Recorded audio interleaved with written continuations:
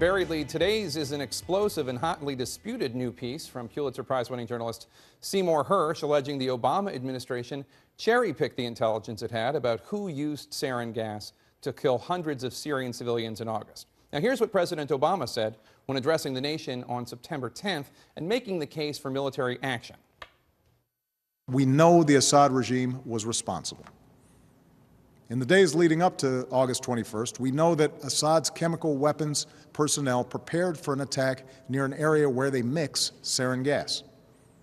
They distributed gas masks to their troops.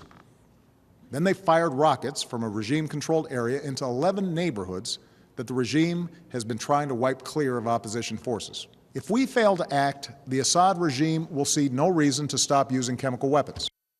Hersh, however, says that it's not so crystal clear that Assad was the one who definitively used the chemical weapons. Now, to be clear, CNN has not verified any of Hersh's reporting, but let's bring in Seymour Hersh to explain. So what exactly are you reporting? First of all, I'm not saying I know, but I don't think our administration knew either. And don't forget, we're talking about a president who wanted to go to war against a country for which there's no national security interest here.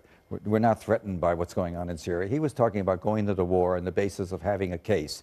What you just heard him say was just not so. We didn't have that kind of information in real time.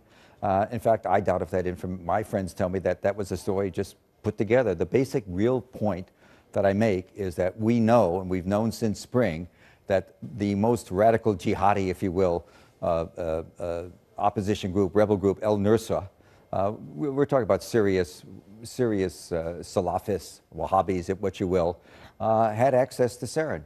There was a lot of intelligence reporting about it. The White House can say anything they want about it, but that is a fact, that they had access to sarin. So when the incident took place, the one thing they didn't do is they didn't consider the possibility that al-Nusra could have been one of the people that involved. They went right away to the notion that it had to be Bashar, and the world's press went with them, including the American press, and in fact, they didn't have much of a case. It will not surprise you to hear that the White House is strongly disputing your report. We received this statement from the Director of National Intelligence, spokesman Sean Turner. Quote, "The intelligence clearly indicated that the Assad regime, and only the Assad regime, could have been responsible for the 21st August chemical weapons attack. There's no evidence to support Mr. Hersh's claims to the contrary, and the suggestion that there was any effort to suppress intelligence is simply false." He added to me separately when I said, well, what about this report that Hersh talks about, the CIA report, or this Joint Chiefs looking into whether or not what they should do if there's a contingency to send troops there?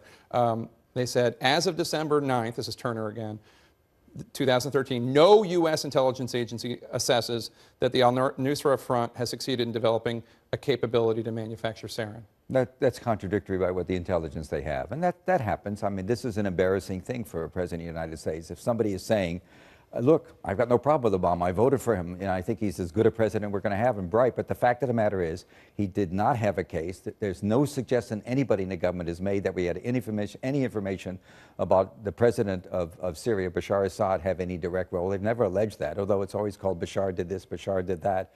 It's uncomfortable to say it. It's against the stream, but the reality is that inside the American intelligence community, this particular handling of the issue has been causing an awful lot of trouble. The United Nations High Commissioner for Human Rights told reporters in Geneva last week that the UN Commission of Inquiry on Syria's chemical weapons attack, quote, points to the fact that evidence indicates responsibility at the highest level of government, including head of state. Now, I know that the UN report did not say who was responsible. The UN Commission was talking about war crimes in general, specifically excluded the gas issue because they had no information about it. They're not allowed, the UN, presumably, they're not allowed to make a statement about who did what. They can say that there was a gas attack, but they don't want, they're just, by commission, I guess, they're not allowed to say who did it. I don't know why, because I think there's a lot of evidence to be made available. There is sarin, it was used. The sarin that the Syria army has a different chemical component than the sarin that would be made by al-Nusra, because the army is more sophisticated, has certain additives. Certainly somebody has looked at that. I don't know why they don't talk about the sarin they have and whether it shows it came from the army or did not. The other thing that one could say is that what the president said suggested that we were watching in real time. What you just heard him say in that bit, we were watching in real time as this incident took place. That's not so. The government has acknowledged No, they acknowledge that they were not watching in real time. It was after the fact. And then the question then is, if it's such a wonderful case he has and they're so sure, why so quick to walk away? Why say after a little heat, why say that we're going to go, all of a sudden he's the constitutionalist, the guy who invaded Tripoli without one worry about the War Powers Act. All of a sudden he's a constitutionalist and wants to go to Congress. Well, that's a separate issue. But let me just ask you this last question, sir, which is the British, the French both believed that Assad was responsible, or at least the Syrian regime. The Iranians even seem to have indicated that they also held the Assad regime responsible. And there just seemed to be, it's not just the United States, there seemed to be consensus. Has there been any positive evidence yet? Has anybody said, here's the chemical? Did we know that al-Nusra, no matter what they say, the fact of the matter is the Syrian opposition, and not necessarily the Free Syrian Army, the secular opposition, the Islamist opposition, has access to this stuff. It's not hard to make sarin. You could mix it in the backyard, 2 chemicals, meld it together.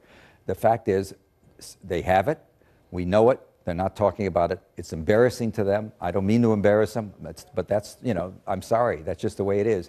It was there, they should have been a suspect, and they weren't looked at. All right. Obviously, the White House disputes the fact that your assertion that al-Nusra has it, but Let me just say this, time's running out. When I did Abu Ghraib, that was a different White House. The comment they made for the record was, Hersh is just throwing crap. That was the word they used, against the wall to see what sticks. Nobody likes unpleasant stories, and they will deny them, period. Sir, it's your track record for not just Abu Ghraib, but also the My Lai massacre that is the reason that you're here right now. There you go. I respect your work, but it's just obviously a hotly disputed story. Of course. All right. Sy Hersh, thank you so much.